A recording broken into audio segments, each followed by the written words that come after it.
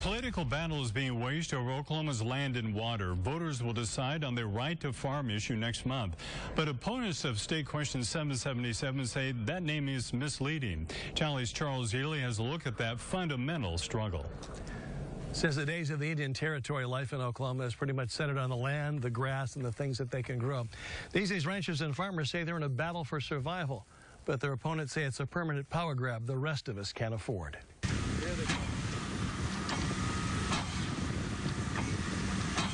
At the end of West 550 Road in Mays County, there's a rhythm to life at Courtney Farms. The family has been on this land since 1933.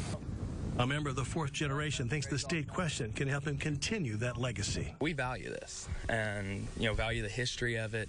And if there's unnecessary government interference with agriculture itself, that can really affect us in the bottom line. Logan Courtney points to places like California where people are giving up their land because of political interference.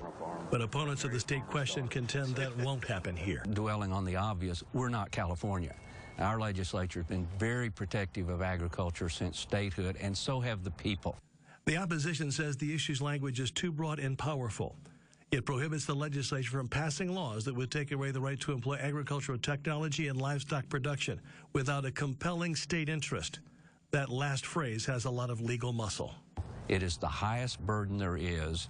It is set aside for fundamental rights like freedom of the press, freedom of religion, your right to vote, and we're going to give that protection to an industry in Oklahoma. Opponents say that language would make it difficult to handle things like zoning issues near our cities or pollution from farm runoff in our drinking water supplies. It would give a king's axe to those that might not necessarily have our best interests at heart, but would have their own self-interest at heart, and that would not be for us, good for us. The opposition fears the power and the impact of corporate farming.